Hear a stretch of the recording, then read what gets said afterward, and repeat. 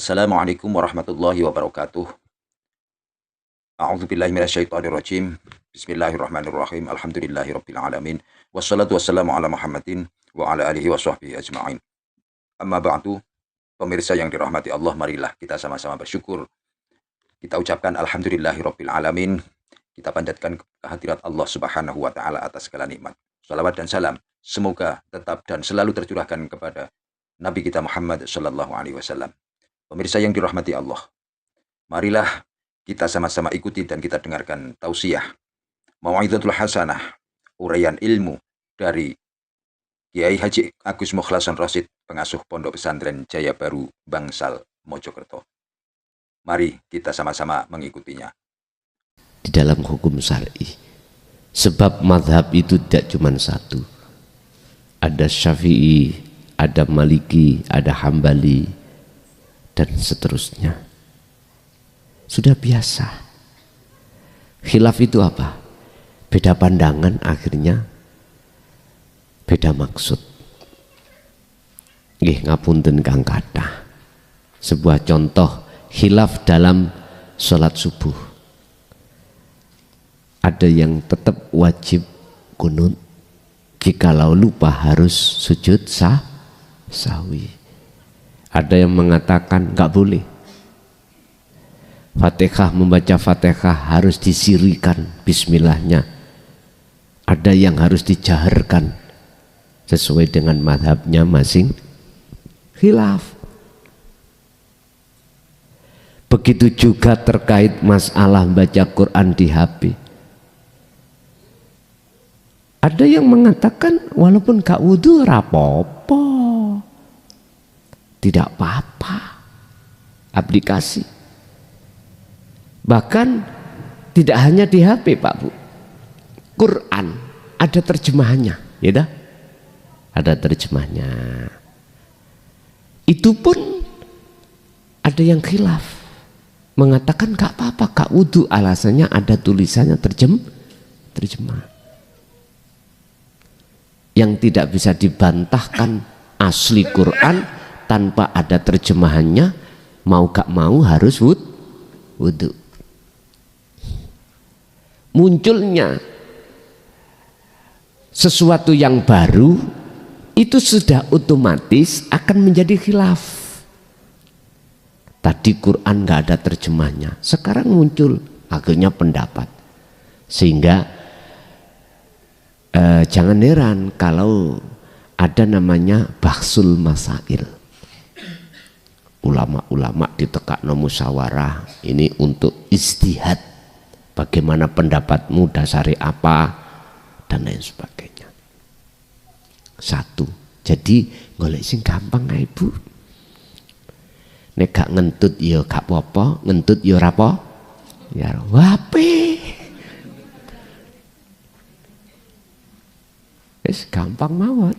Wis satu. Nomor dua, mungkin alangkah lebih baiknya ya wudu lah, ngoten ta. Oh, tapi adem-adem kok nek wudu kecengklung HP ini nang ngene anu piye. Pun. Yang kedua terkait masalah apa tadi? Pahala. Orang membaca Quran memang Bu, antara yang paham dengan isinya dan tidak paham hanya sekedar membaca, miturut syariat ya beda-beda bobote beda. Apabila ketika membaca Quran hatinya meresapi maksud daripada Quran itu, akhirnya Quran itu dia buktikan di dalam kehidupan masing-masing setiap hari. Quran ketika kita sholat bahas sholat bagaimana, hafidu ala sholawah was sholatil wusta wa kumulillahi qanitin ay khosyiin. Ngerti? Akhirnya dipraktekno. Hukum syariat ya bobote beda. Tapi ingat, tak tarik hukum hakikat. Imam Ghazali, kau tak masukkan rahmatku itu bukan karena sholatmu. zakat, puasa, hajimu. Enggak. Tapi karena kau ketika saat menulis kitab Ihya ada lalat yang menghinggap minum di asbakmu, kau biarkan. No. Ceketek lakukan ya. Sepuwele lah ngoten nggih. Yun sewu. Inilah yang kumaksud di dalam makalah Ibnu Athaillah kitab Hikam itu ada satu dawuh, beliau mengatakan al-a'malu suwarun qaimatun. Semua amaliyah apapun, baik maca Quran ra ngerti tafsirane atau yang sudah mengerti tafsirane, ya dah. Iki kan perilaku dohir. Semua amaliyah apapun itu seperti patung. Patung itu meneng jegideg nih Pak. Ora enek manfaat. Biar bermanfaat, maka patung itu harus dikasih roh. Biar amaliyah ini betul-betul ternilai di mata Allah, berbobot, harus dikasih roh. Apa roh amal? Ngeten. Wa arwahuha lan utawi piro-piro roh amal. Yaiku wujudu siril ikhlas, wujude rahasiane ikhlas fiha ing dalem amal. Mana rahasiane ikhlas Pak? Ikilah yang kumaksud, lepasi rasa keakuan yang melakukan diri ini. Jenengan wis gak ngaku-ngaku sing salat, jenengan sebagai makhluk. Jenengan wis gak ngaku-ngaku rasa sing muncul iki makhluke yang melakukan, tetapi rasa sing muncul dalam dada jenengan iki adalah akunya Allah urip ning awak sampeyan. Inilah yang berbobot. Walaupun jenengan baca Al-Quran gak ngerti tafsirane, tapi sampean realisasikan ikhlas, wow ini lebih baik daripada jenengan mojo Quran ngerti tafsirane tapi ngaku awake. Sebab siapapun kita Pak, kalau muncul aku nih hamba ngaku-ngaku, mesti takabur. Mesti takabur di mata Allah, gak di mata manusia. Kok bisa dikatakan takabur? Loh iku lho wae Allah, kok kita rampas? Nikilah zalim sebetulnya. Subhanaka inni kuntu minal zalimin. Kita itu orang zalim Pak. Lho sing agawe Allah lho. Kalau kita yang ngaku-ngaku, mesti tendensinya hati kita arep-arep pahala saking Allah, itu pasti Pak. Mana dikatakan lillahi ta'ala, nggak ada belas, nggak ada sama sekali. Sebab lillahi ta'ala itu lillahi karena Allah ta'ala moho luhur sapa Allah, artinya yang melakukan semua ini Allah. Jikalau nggak ada Allah nggak akan bisa terjadi. Makanya lepas pahala, lepas surga. Orang disebut lillahi ta'ala itu di situ. Apalagi mocone Quran ya paham tafsirane, hatinya bertajali, artinya sudah tidak mengakui dirinya yang melakukan. Jempol papat iki Bu malan. Boten jempol sitok tapi jempol papat. Wis tak gambar nong ini. Jenengan Bu punya kulite kacang iku sak gudang. Gaya apa Cak? Iku lungkuk digawe ngobong boto utawa dibuat apalah kuno. Kulite kacang iku sampean gonang sawah, sampean tandur sak hektar. Cukul mboten? Wis, sitok bijine kacang sampean tandur ning pinggire omah utawa ning ngene sawah. Cukul mboten? Bijine cukul. Siji nanti buai sak gerombol. Sak gerombol nanti ditandur laleh jadi pirang-pirang gerombol, bahkan melebihi sak hektar. Laksana seperti itulah amal itu Pak. Pokoknya kuncinya adalah ikhlas. Isi. Semua itu kuncinya isi. Apapun kulit tanpa isi, tidak akan bermanfaat. Jasad iki Pak nek gak ono isine ya iku rupa roh. Ya ora iso mlaku-mlaku. Ada kurungan, gak ono manuke. Iso ngoceh mboten kurungan? Mboten saged. Mpun jorok lho ya. Maksud kula kurung manuk gentilang, apa cicak rawa sing dawa buntuti, punya kurungan sangkar, di dalamnya nggak ada burungnya. Bagaimana kita akan bisa mendengarkan ocehannya, kicaunya burung cicak rawa? Ya nggak bisa, nggak manfaat. Biar bermanfaat, didengarkan enak, tetangga juga ikut enak. Dikasihlah isi namanya cicak rawa. Wis nek gak iso tuku cicak rawa, HP sampean aplikasi ini download oceane burung cicak. Wis sampe deleh nak nggone kurungan engko lak muni. Wis niku saking nemen-nemene lah ngoten lah Pak, saking kepingin krungu manuk suarane cicak rawa. Mekaten lah istilahnya itu. Nggih. Masih ada?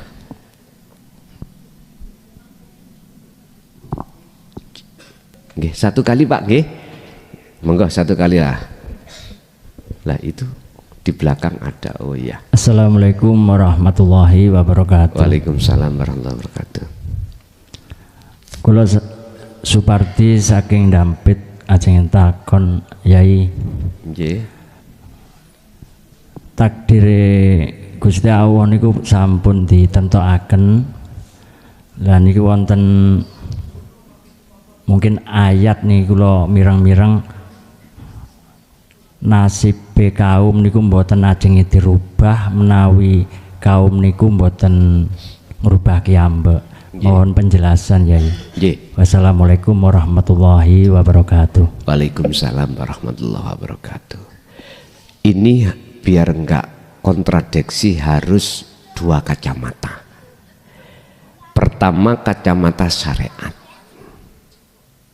Ayat itu memakai dua kacamata atau dua pandangan.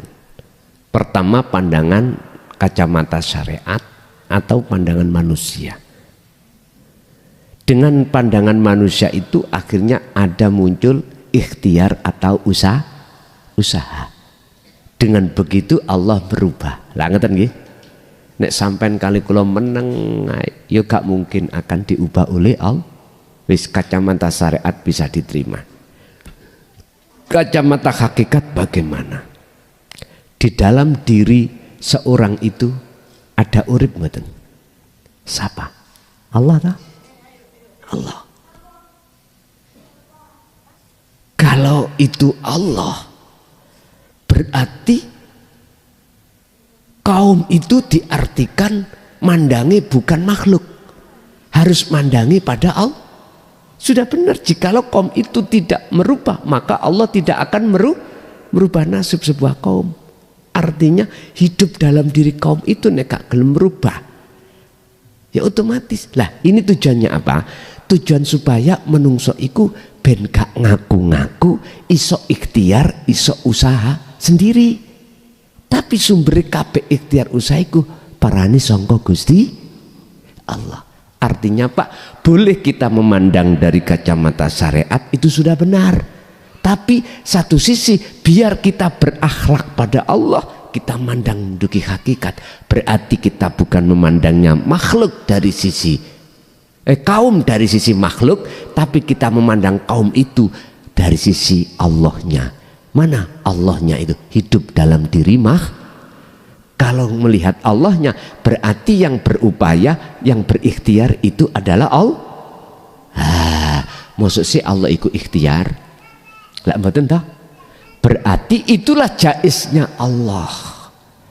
Dikatakan disebut ikhtiar atau usaha, iki hukum yang jatuh pada diri makhluk atau kaum. Jadi benar miturut syariat. Jadi kita nggak boleh mandang satu kacamata saja. Kita harus memandang dari kacamata hakikat supaya hati ini berimannya cukup pada Allah. Sama dengan ayat tentang iman, amantu billahi wa malaikatihi wa kutubihi wa rusulihi.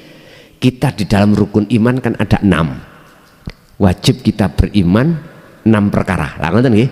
Ada Allah, nama, ada malaikat. Semua itu kan makhluk. Kita harus bisa syuhudul waqta fil kasrah. Kita harus memandang hidup dalam diri malaikat itu siapa?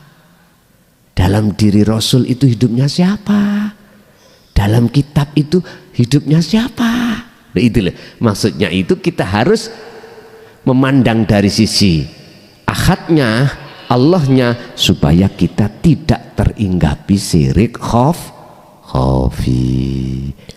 Wudune jasad iku nganggo banyu yang disebut tahirun mutahhir.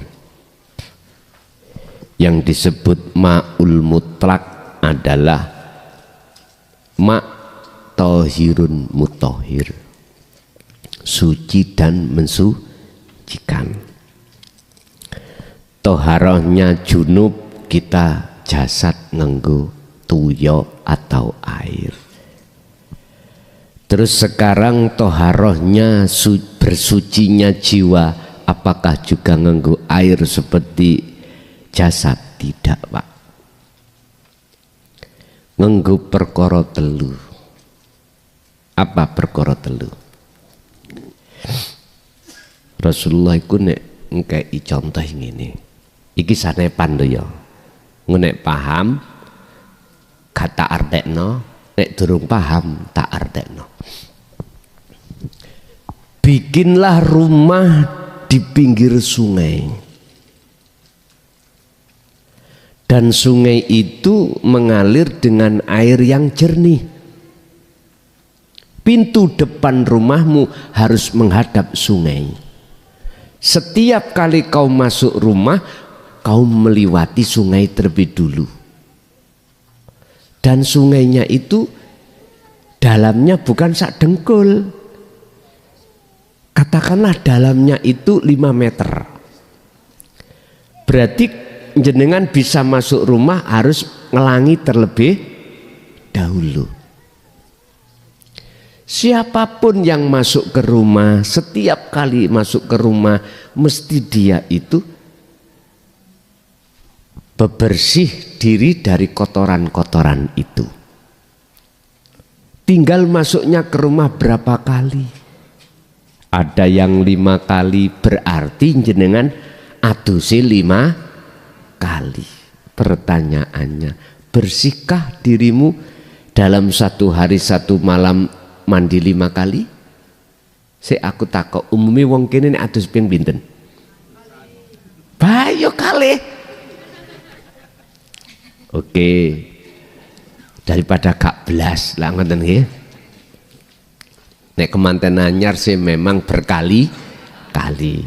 Masalahnya rumahnya di depan kali. Di situ. Apa yang dimaksud air ini dalam hadis itu gak dijelaskan. Iku mung laksono saja, laksana. Wis tak jelasna.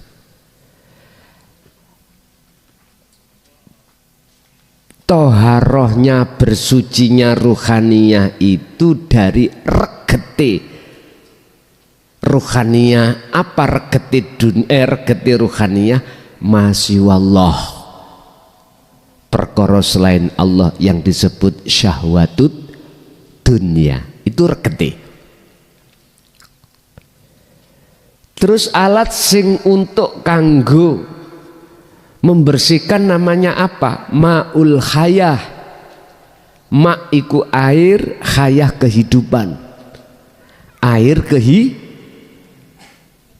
pun paham dereng? Air kehidupan. Iki kinayah. Air kehidupan iku ana telu. Siji ilmu, loro amal, telu istiqomah. Akhir dalam Quran disebut takwa. Niki. Ilmu yang dimaksud adalah ilmu sejati, ilmu khusus tentang masalah hati. Inilah ilmu tauhid. Gelem gak gelem sampean wajib untuk tolabul ilmi. Walaupun ilmu itu adanya walau bisin ada di negeri Cina, wajib kita berangkat ke negara Cina. Wajib bagi kaum muslimin lanang, muslimat wedok, wajib oleh ilmu iki. Kalau ilmu itu sudah Anda dapatkan, akan muncul nurnya ilmu, disebut faham.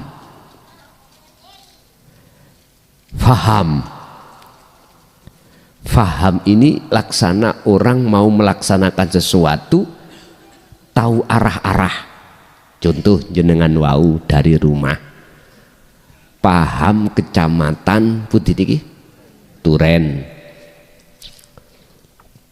ancer-ancere uik kono, paham. Sebelum berangkat kudu ngono. Sepeda motor sampean lampune kudu menyala karena perjalanan malam.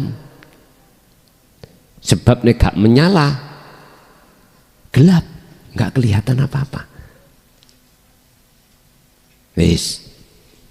Orang yang melakukan kholwat lakune ruhaniyah tadi harus paham ilmunya dulu. Bagaimana cara untuk berzikir sing betul, bagaimana cara bersyukur yang benar, bagaimana cara sholat yang benar, bagaimana cara kerja yang benar, yang intinya itu nanti akan menjadi nilai ibadah nyembah nang Gusti Allah. Wis paham ilmu nih. Nomor loro adalah laku, praktek. Inilah yang kusebut sebagai munajat, khalwat, suluk atau zuhud. Wong Jawa topo, Indonesianya meditasi. Sing maksud tujuannya adalah untuk mencapai kesadaran penuh bahwasanya kita iku manusia nggak iso opo randuwe opo, semuanya itu illa billah.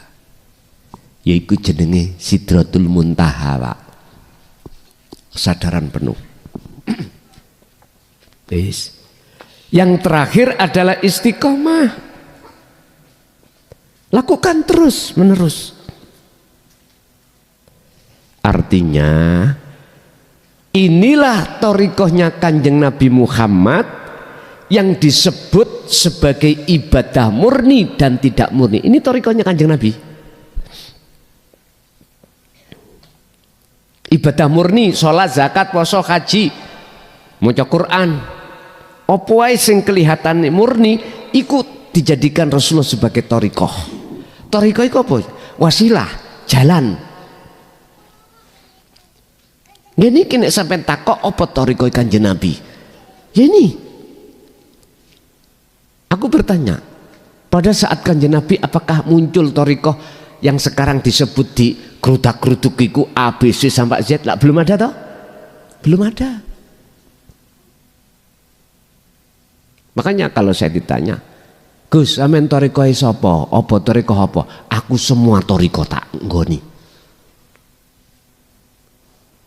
Khususnya thariqah yang pernah digunakan Rasulullah. Apa? Sholat. Nama sholat itu thariqah, Pak. Ilmune sholat itu syariat. Lah sekarang hakikate tujuannya sholat Iki nek gak sampean trapno ilmu amal istiqomah, gak ono hakikate. Hakikate tujuan. Tujuan wong salat itu apa? Madem Allah, ketemu Allah lah ngono. Aku takok, wong Islam sak dunyo jawaben wis ketemu Gusti Allah waktu salat ta. Dereng, nek durung berarti waktu salat kuwi gak ono hakikat. Lah ketika khusuk ketemu Allah iku makrifat, yaiku nyatane hakikat. Lho, gampang toh? Cara tak istilahna ngeten. Syariat sampean kesini sepeda iku Pak, tumpakane syariate. Ono sing pakai mobil, ada yang jalan kaki. Udah.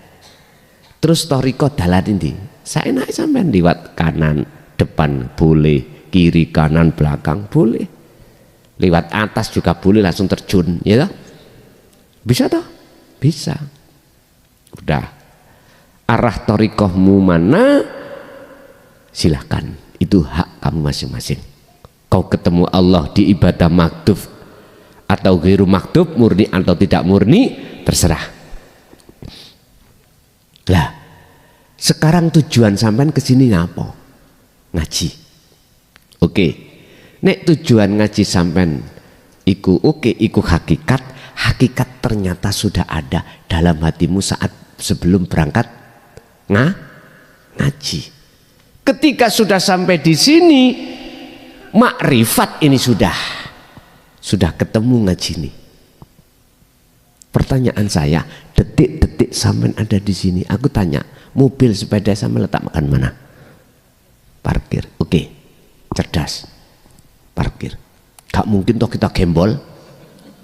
Gak mungkin toh ya? Gak mungkin. Kita parkir. Artinya apa Pak?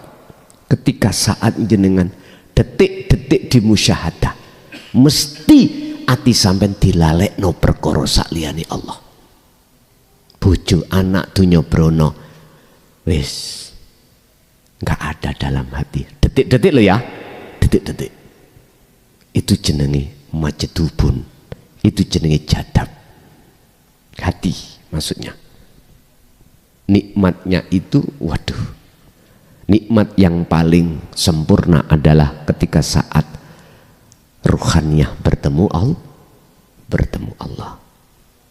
Entah urusannya Allah berapa detik, berapa menit, berapa jam, kita nggak bisa untuk mengatur Allah, nggak bisa.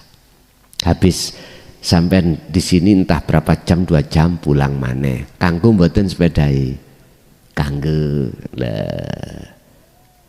Artinya jenengan ini ketika saat detik-detik di musyahadah, jenengan mesti atine lali sakliyane Allah. Tapi ketika saat jenengan dalam perjalanan, nyuwun sewu, hati iki seiling perkara sakliyane Gusti Allah. Wis, ngoten niku pun. Jadi Pak, ma'ul khayah iku ada 3, yaitu ilmu, amal, istiqomah. Lakukanlah hal ini. Jika Anda melakukan hal ini, maka ruhaniyah jenengan berarti masuk dalam golongan yang mensucikan diri dari kotoran-kotoran hati. Ya niki wau gaya omah ning ngarepe kali niku wau. Jadi wis gak mengenal harus sampai lakukan waktu sholat, zakat, poso, haji dok. Enggak. Semua nama-nama aktivitas ikut thariqah. Jadikanlah itu semuanya untuk pertemuanmu pada Allah. Itu Rasulullah seperti itu. Nah sekarang saya bertanya kepada thariqah yang muktabarah sekarang. Kau arahkan manakah jamaatmu, jamaahmu, muridmu ketika khususiyah, ketika suluk pada Allah apa pada selain Allah? Sing jawab iki mursyid. Tak tunggu jawabannya. Tak tunggu. Saya punya nomor 08563282561 lewat situ. Kau arahkan kemanakah jamaatmu atau muridmu ketika kau didik thariqah, kok didik kaifiyah Anda untuk melakukan khalwat atau suluk itu ke Allah kah hatinya ataukah ke makhluk? Jikalau selama ini kau arahkan untuk menghadap tawajuh kepada makhluk, sekali lagi malam hari ini saya kasih nasihat, berhentilah untuk itu, arahkan kepada langsung Allahnya, jangan pada makhluknya. Sebab di Al-Quran satu pun ayat yang menerangkan tentang tawajuh kepada selain Allah tidak aku ketemukan. Apakah memang nggak ada, dan ataukah saya belum menemukan? Wallahu alam. Yang jelas yang ku ketemukan hanyalah kepada Allah. Tentang robitoh, tentang tawajuh, ikut kepada Allah. Al-An'am 79. Dan ini sering jenengan baca ketika setelah takbiratul ikhram sebelum membaca Fatihah, kita sering mengatakan doa iftitah, kabira walhamdulillahi katsiran, dan seterusnya. Di situ ini wajah wajhiya. Udah. Nggih, mohon maaf tentang masalah penghadapan diri pada makhluk, entah saya yang belum menemukan kalau di Quran itu ada, wallahu a'lam. 30 juz tak goleki satu persatu, gak ketemu, Pak. Bek nyelempit nang nggone turen aku ya gak ngerti. Bek nyelempit nisor-nisor kloso ya gak ngerti ya saya ya. Yang jelas saya belum pernah menemukan, justru yang ku ketemukan itu tawajuhnya itu harus pada Allah. Wujudnya Allah sing ku maksud hidup di dalam siapapun, di dirinya, di luar dirinya. Sebab huwal awwal wal akhiru wadzahiru wal batinu. Ya ayyuhalladzina amanu 4142 Al-Ahzab. Udzkuru, wahai orang yang beriman, udzkuru ilingo sira kabeh Allah ing Gusti Allah. Maksudnya eling iki sadaro atimu yen kuwi salat iku sing nglakokno salat iku Gusti Allah. Yen karnaval itu, bahkan walaupun dalam karnaval itu kan macam-macam bentuknya, ono sing jaranan ya ta, wonten sing model-model, iku semua model-model Gusti Allah. Nek jenengan sadar oleh dzikir sing dzikirna Allah, maka inilah yang disebut udzkurullah, sampai ditaukiti dengan maf'ul mutlak. Setelah ayat ini ada maf'ul mutlak, zikron, kelawan dzikir, kathiron tur kang akeh. Berarti bahasa akeh banyak itu nggak ada batas. Disusul ayat berikutnya yang kedua, fasabbihuhu bukratan wa asila. Sucikanlah hatimu jikalau kemasukan makhluk lagi dengan cara berzikir tadi. Sadar, baik siang maupun malam. Ini kan menjawab pertanyaan bagaimana cara untuk merasakan nikmat jenjeme damene hati selalu. Lah ngoten ta? Jawabannya di situ. Harus ada zikron dengan sejatine dzikir. Apa sejatine dzikir? Iki sing gak dibahas di dalam thariqah. Cuman ada keterangan yang namanya wukuf kolbi. Ayo di thariqah ada keterangan pelajaran wukuf kolbi. Wukuf iku mandek kolbi. Ati kudu mandek menyang urusan dunya. Ati bukan jasad loh. Mbun salah paham. Nanti kok salah paham mulai bojone ditinggal, anak ditinggal, penggawean ditinggal, ya buyar pun. Mlebu kamar dhewe, nang guwa, muh gembul wong. Bukan itu, ruhaniyah. Yang ku maksud itu adalah ruhaniyah. Wukuf kolbi iki ruhaniyah gak oleh ngomong ambek sakliyane Allah. Niki wukuf kolbi. Tolong terangno nanggone jamaahmu para mursyid di thariqah. Mpun dikongkon wirid tok. Sedangkan wirite orang ngerti apa tujuane maksud. Wis pokoke wiritan ngono. Kalau niki ngeritik tapi membangun, boten menyalahkan karena saya punya dasar. Dalam surah Al-Insan 2526 apa? Wadhkur isma rabbika bukratan wa asila. Muhammad sebutlah dengan nama Allah, berarti Allah disebut ning ati. Allah, Allah, Allah, Allah, Allah. Lah nyebut toh? Wirid itu namanya atau lesan Allah, Allah. Baik dikala waktu pagi dan sore, baik dikala waktu siang dan malam. Wa minal laili fasjud lahu fasabbihu lailan tawilan. Malam yang panjang juga begitu, berzikirlah.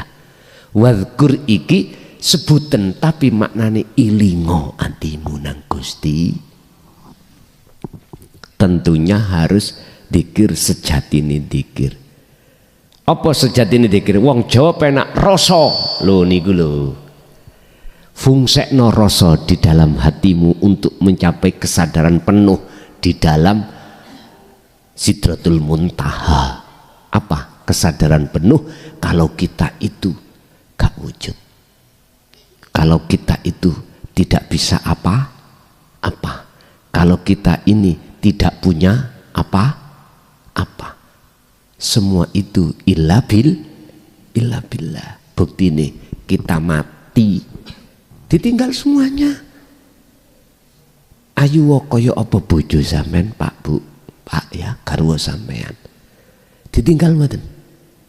Gak mungkin melok nututi nyeblong nang ngene kuburan, gak mungkin ditinggal. Dunya mang pabrik sak Malang wae dhewe ditinggal. Ditinggal anak-anak yang ada di pondok, yang ada di sekolah sudah mencapai studinya itu, masya Allah, ditinggal semuanya tanpa kecuali. Jenengan nang kuburan gawa napa? Hanya lawon. Sekarang tinggal ruhaniyahnya. Jenengan iki berangkat nang Gusti Allah, wa inna ilaihi raji'un. Sudahkah tahu jalan innallaha huwa rabbi wa rabbukum fa'budu hadza siratal mustaqim? Sudahkah jalan mustaqim itu sudah kau ketahui? Kalau sudah kau ketahui, sudahkah kau jalankan, kau lewati? Lha niki lho. Kalau sudah kau lewati, berapa kali kau melewati? Jadi siratal mustaqim iku Pak, what niku. Kau usah ngenteni sesuk. Sekarang pundi di dalam sholat ada siratal mustaqim. Sirat jalan, thariqah mustaqim. Nama sholat iku akan jadi mustaqim manakala hati sampean iku betul-betul ruh carane ketemu Allah. Wa ma umiru illa liya'budullaha mukhlishina lahuddin hunafa'a wa yuqimus shalah wa yu'tuz zakat wa dzalika dinul qayyimah. Wadhalika utawi yaiki mau menyembah iku mau yaiku dinul qayyimah, agama sing lurus. ternyata nek tak simpulno agama sing lurus iku adalah agama sing didik ati sampean untuk mengesahkan Allah dan bertemu Allah. Makanya dalam ayat lain wabtaghu ilaihil wasilata, raihlah jalan untuk mendekat dan bertemu Allah. Al-Maidah. Raihlah jalan itu untuk mendekat dan bertemu Allah. Ya hanya Dinul Qayyimah niki. Jadi Pak, manakala jenengan pengen untuk selalu damai, walaupun jasad sampean iku mau bersosialisasi dengan masyarakat, kerjaan, nek ati sampean terus bangun rasa, dikir rasa, itulah akhirnya jenengan kali kula gak gampang muring, gak gampang jenengan hasud nang ati, gak gampang iri, gak gampang muncul takabur. Karena pohon yang memunculkan buah sifat elek tadi yang disebut basariyah sudah ditumbangkan Allah. Dalam hati sampean kali kula niki wonten pohon yang namanya pohon basariyah, yang pohon itu berbuah sifat-sifat tercela tadi. Iki ditumbangke Gusti Allah, maka sampean iku umpama dilarani wong yo gak mungkin bales nglarani. Dilokne wong tidak mungkin jenengan bales ngilokke. Wis angel apa gampang dadi wong ngoten? Gampang nek gelem nglakon. Sami kali ngeten, si A pinter nyupir mobil, si B blas gak tahu. Tak tui, apa bahasanya tak tui Pak? Tak kasih mobil dua satu-satu. Sing gampang sing pundi nyetir? Sing saged nyetir sing pundi? Si A toh? Karena dia sebelumnya sudah latihan nyupir. Si B langsung di starter, aku yakin nabrak pager. Gak percaya? Monggo niku wonten mobil. Sing gak iso nyupir, nggo sampean candak. Tapi aja ngene lapangan ae. Nek kene kok bahaya nubruk omahe wong. Iku wis mesti, Pak. Tapi ingatlah si B, jikalau kau ingin seperti si A, latihan dulu. Lah ngoten nggih? Kita itu sulit untuk menjadi innallaha ma'as-sabirin. Tapi kalau kita mau melatih dzikir tadi, aku yakin gampang, Pak. Gampang. Si A tadi memang benar, awal itu ketika saat belajar pertama yo angel, tapi oleh karena si A itu mau tidak ada kata putus asa, terus setiap hari tiap saat mobil itu dipakai, kelatih Pak, akhirnya bisa mengambil haluan. Ketika ngiri maju, ngiri mundur, akhirnya lihe si B kaitan, ya nabrak-nabrak. Akhirnya si B putus asa. Wis tak teleh omahai, tak kerudungi, tak lus-lus bendino. Manfaat mboten? Mboten manfaat. Sekarang hati kita apakah jadi budaknya nafsu ataukah jadi budaknya Allah? Itu yang menjawab itu kita masing-masing. Tanda kalau kita jadi budaknya hawa nafsu, segala perbuatan apapun, hati kita akan mengakui beriman yang melakukan itu makhluk, baik langsung dirinya atau tidak langsung makhluk lain. Contoh, kula ngaji, tanda kalau aku dadi budak nafsu. dalam hatiku iku muncul rasa aku nih makhluk kelason iki sing bisa memberikan petunjuk atau ngaji. Iki langsung. Terus yang tidak langsung, saya melihat jenengan. Entah makan, entah minum, entah apapun. Hatiku nyono, ono rasa, ono iman, jenengan makhluk iki yang bisa melakukan itu. Ini saya menjadi budaknya hawa nafsu. Kalau saya menjadi budaknya Allah, tandanya begini. Kebalikan.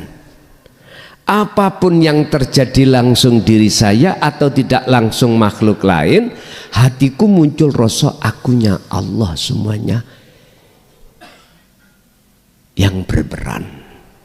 Ini kan gak diucap toh Pak, tapi di hati dirasa. Nah, ketika saya sudah bebas dari rasa keakuan makhluk, berarti saya sudah bebas dari perbudakan. Niki. Untuk bisa bebas kita dari belengguni nafsu sehingga menjadi negara yang merdeka dari penjajah, ada yang namanya wajahidu fi sabilillah, harus merangi hawa, yaitu tadi Pak, ilmu, amal, istiqomah. Bon. Yang kedua, Al-Maidah ayat 12 terkait 12. Itu ada kaitannya dengan kaum. Kaum itu dikasih Allah itu mata air. Itu insya Allah kalau nggak salah menceritakan tentang kisahnya Nabi Musa, enggak ya? Leres. Monggo mohon di cross check Pak. Jadi setiap kaum itu jumlahnya 12, ada pemimpinnya dan tidak boleh mengambil mata air terhadap yang lain sesuai dengan kaumnya sendiri. Ini maksudnya apa Pak? Gini, kita itu ya urip ning dunya iki sesuai dengan alur takdiri Allah. Alur takdiri Allah. Ketika saat kita ditakdirkan, mohon maaf, duduk, gak boleh berdiri. Ketika kita ditakdirkan berdiri, tidak boleh duduk. Dan ini gak bisa kita. Berdiri sendiri gak bisa, duduk sendiri juga tidak, sehingga menentang bagaimanapun tidak bisa. Jadi sesuai dengan sumber mata air masing-masing. Jenengan entah sugih entah miskin, entah jadi rakyat biasa atau punya jabatan, mohon maaf, mesti kita itu ketatrapan takdir dua. Dikasih Allah takdir dua, satu pasti enak senang, dua qobdi susah. Senang susah itu mesti itu ngenei terhadap siapapun, entah itu orang kaya atau miskin, entah itu orang mewah alias punya jabatan atau tidak, semuanya mesti dikasih itu Pak. Sakit gak enak, sehat enak. Jenengan ning dunya kali kula, ketika yang datang itu adalah sakit, mohon maaf, gak bisa menolak kita, tetap sakit. Ketika kita takdir sehat, bukan sakit-sakit pada saat itu, tetap sehat. Sama dengan hari ini kita ditakdirkan Allah bertemu, gak bisa gak bertemu, mesti ketemu. Cuman pertanyaan yang penting adalah bagaimana caranya setiap kaum pemimpin itu sesuai dengan poksinya masing. Artinya poksinya masing-masing netepi hukum Allah. Netepi hukum Allah. Pundi hukum Allah. Hukum ketetapannya Allah itu mana? Yakfur bitaghut wa yu'min billah. Mana hukum Allah gini ki? Ani budullaha waztanibut niki hukum Allah.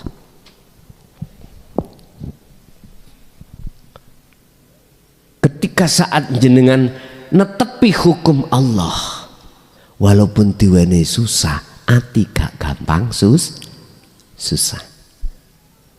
Walaupun sampai ditekakkan, didatangkan senang, hati gak sampak kufur nikmat. Inilah sebetulnya yang dimaksud 12 kaum atau 12 pemimpin. Berarti jenengan harus sesuai dengan poksinya masing-masing. Gak oleh sampean kali kula ngilokno si A sing gak podo ambek sampean, gak boleh. Iki pandangan umum, nek tadi pandangan khusus masalah takdir, saiki pandangan umum. Nyambut gawe si A si B si C gak podo, Pak. Gak podo. Ada yang jadi kepala desa, jadi perangkat, jadi pedagang, jadi petani, jadi pemulung, jadi makelar, udah semuanya ini sama di mata Allah.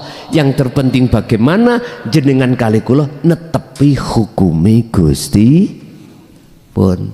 Niku tok sebab innallaha la yanduru ila suwarikum wa amwalikum. Gusti Allah gak melihat status 12 tadi. Tapi walakinallaha yanduru fi qulubikum. Gusti Allah hanya melihat status hatimu itu, apakah netepi hukumi Allah, apakah keluar dari hukumi Allah menjadi hukumi nafsu. Hukumi nafsu iku mek situ. Inna nafsa la amaratum bisu, ngejaati lali nang Gusti Allah. Ngejaati hati melalaikan Allah, itulah nafsu. Tapi nek Allah mboten, justru ngejak eling nang Gusti Allah. Ala bidzikrillahi tatmainnul qulub. Ingatlah, hanya kau mengingat pada Allah lah hatimu akan damai. Lebih dahulu manakah antara wusul dengan fana? Bon, sebelum kami jawab, sekarang sampai tak tanya. Sebelum lampu ini menyala, yang ada kan kegelapan, tahu ya? Al-kaunu minal mukawwanat. Al-kaunu utawi makhluk. Kulluhu ya sekabe makhluk iku zulmatun peteng. Zulmatun ai adamun. Asline gak ono. Gelap iku gak ono itu kapan? Ya ketika saat lampu menyala. Kalau lampu ini tidak menyala, gelap ya tetap ada. Artinya apa? Nur makrifat dalam hati jenengan kalau belum dinyalakan Allah, maka tetap hati sampean kali kula isine adalah makhluk. Lah makhluk itu gelap. Saya ulang, tatkala jagati ati sampean nur makrifat belum dinyalakan Allah, maka hati akan gelap. Hati yang gelap ikut tertanda wujude sakliyane Allah, makhluk itu kita akan beriman ada.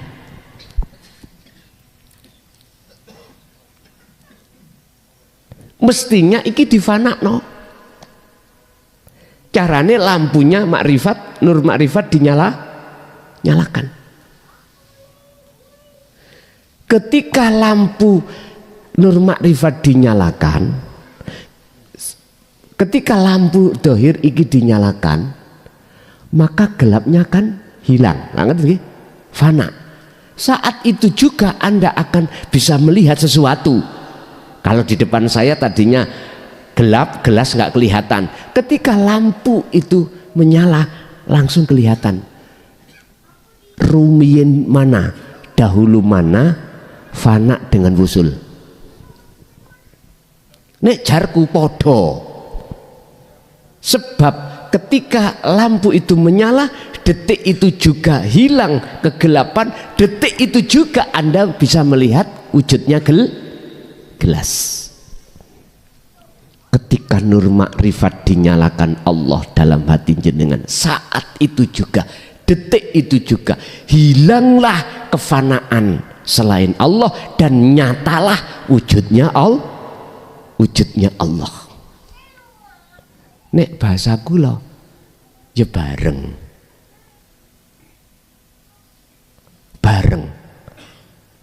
itu bersamaan, sehingga antara fana dengan wusul beda bahasa tapi satu kelas kalau menurut saya. Tapi kalau kita mengatakan jeda, mesti ada jeda, berarti nggak sama. Lebih dulu fana lalu wusul. Hal itu nggak penting, yang terpenting bagaimana lampunya itu menyala, itu aja. Kok repot-repot kita itu berselisih antara pendapat A dengan B, fana dengan wusul, terus nggak ada upaya untuk bagaimana caranya lampu itu dinyalakan oleh Allah. Eman-eman. Ternyata apa maksudnya Allah menyalakan lampu itu?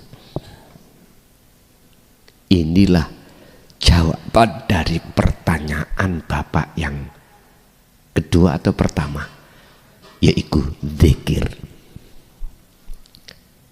Jawabannya ada di zikir. Siapa yang terus membangun zikir, dzikron kathiron, maka itulah nanti hamba yang Allah kehendaki lampunya dinyalakan oleh Allah. Sehingga Ibnu Athaillah dalam kitab Hikam dawuh, la tatruk, ojo kok tinggalno adzikra ing eling nang Gusti Allah iki, walaupun li adami khudurika ma Allahi bihi, walaupun dzikirmu itu belum mewusulkan dirimu pada Allah. Durung wusul tetep gak oleh ninggalno, apa maneh wusul.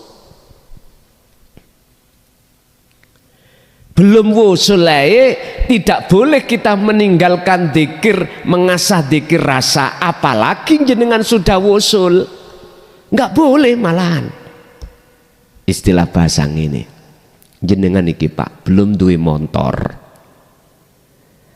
belum punya mobil, tapi sampean kepingin beli mobil. Wis berbagai cara nyambut gawe, terus upayane apa. Tapi setelah jenengan ini sudah mendapatkan apa yang jenengan inginkan, mobil itu, mesti sampean akan didorong hati untuk bagaimana caranya mobil ini tambah bagus. Sehingga ketika sampean pakai jeblok, diumbah mboten? Diumbah. Itu alias dirawat. Mobil itu Pak, kalau perawatannya dapat, tumpakane enak. Tumpakannya mesti enak. Kalau jenengan tidak mau merawat, sudah waktunya ganti oli, dijarne. Waduh, ulinya ya gitu, digolekno lenga keltik, podo-podo caire dicarikan keltik, bukan tempatnya. Ya udah, aku yakin jenengan kalau sudah mendapatkan mobil itu sampai berupaya menjaga. Ingat, menjaga itu lebih berat daripada mencari. Mempertahankan kemerdekaan itu lebih berat daripada mencari kemerdekaan. Artinya itu akan berjalan dengan sesuai dengan petunjuk, manakala jenengan ini terus menjaga bagaimana Indonesia itu gak dijajah lagi. Gampangane ruhaniyah, kita sudah bebas dari cengkraman hawa nafsu. Bagaimana kita tidak terjungkal hawa nafsu lagi? Otomatis kita harus membangun zikir.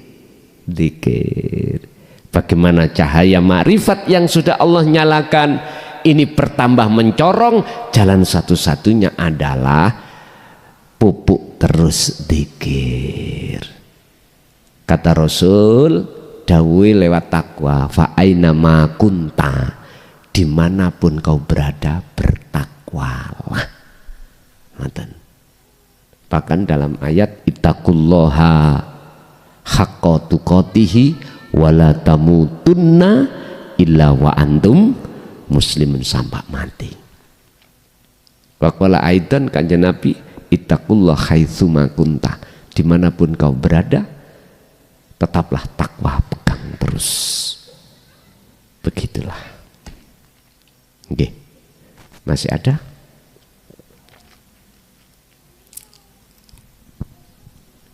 Ibu tadi ono. Nggih, bapake menawi tasih wonten. Assalamualaikum. Tadi bapak dua apa satu? Dua ya pertanyaannya. Bapak tadi yang barusan ini tadi lah.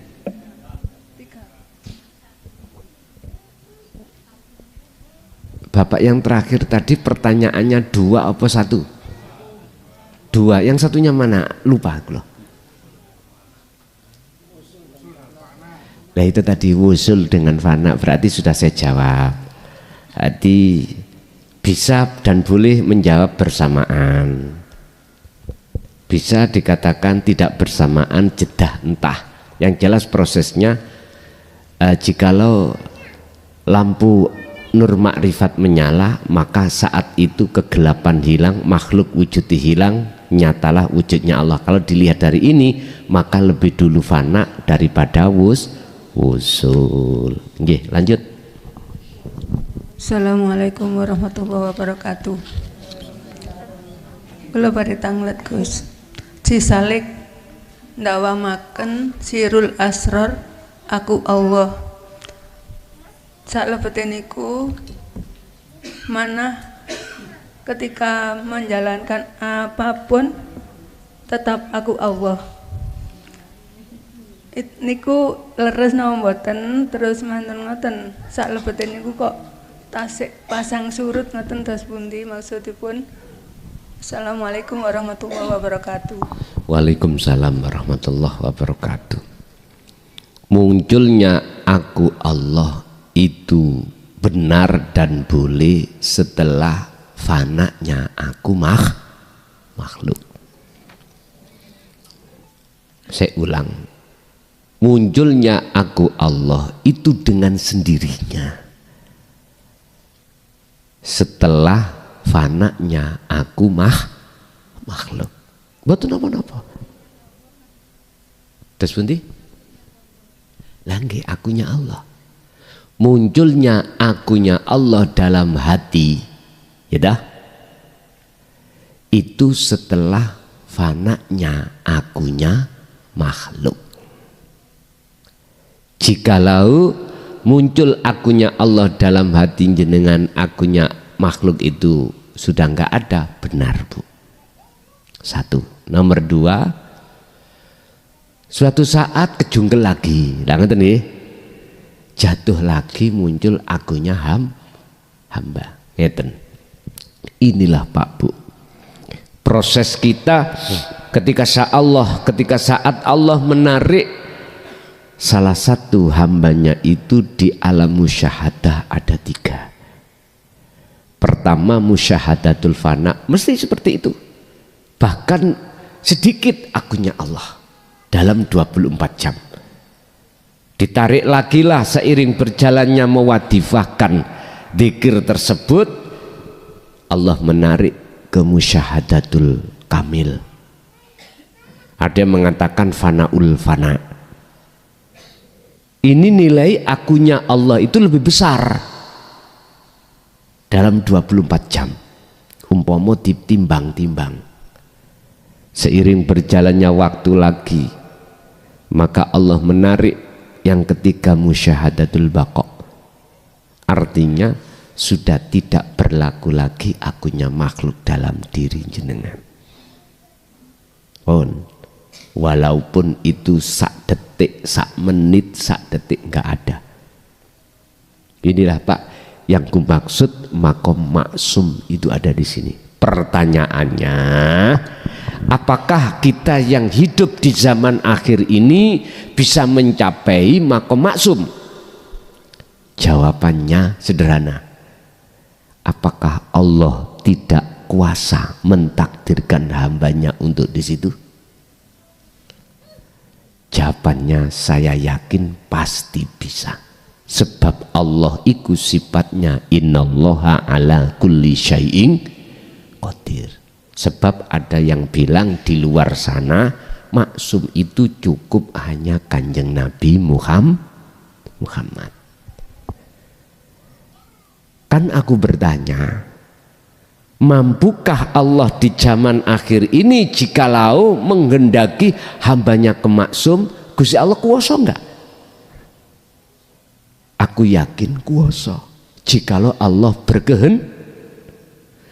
Kalau di zaman akhir ini hati jenengan beriman Allah tidak kuasa untuk menghendaki hambanya, aku bertanya, Allah dulu dengan sekarang beda apa sama? Ya jadi jawab muter-muter, iya, tak pikir-pikir ya iya. Allah biyen sampai Allah saiki mosok ganti rek. Kayak gitu tuh. Oh iya. Ingat Pak, di mata Allah, Allah tidak membedakan kita dari suku apa, dari bangsa apa, dari laki atau perempuan, dari jelek perbuatan dohir atau bagus. Allah tidak melihat itu. Tapi Allah melihat bagaimana kondisi ruhania lakune hati ini. Lakune roh itu bagaimana di mata Allah. Ingat dalam surat Al-Baqarah Allah dawuh terkait masalah hati. Fi qulubihim maradum fazadahumullahu maradu. Kalau dalam hati ada penyakit, itu penyakit yang bagaimana? Makanya perlu kita bahas ilmu tentang hati. Ilmu tentang kolbun itu menurut saya sih tidak penting, bahkan wajib. Supaya kita betul-betul rohaniah itu berakhlak ilahiyah pada Allah. Sehingga kita ketika jasad melakukan ibadah apapun itu, biar ada tata krama hati pada Allah, biar hati ini betul-betul hati yang berbudi luhur. Jadi Bu, ikuti aja proses dari Allah. Yang penting zikir itu tetap kita dawamkan. Bismillah. Jadi manfaat barokah ilmu yang Allah berikan pada malam hari ini terhadap kita, keluarga kita, keturunan kita ila yaumil qiyamah. Lahumul Fatihah.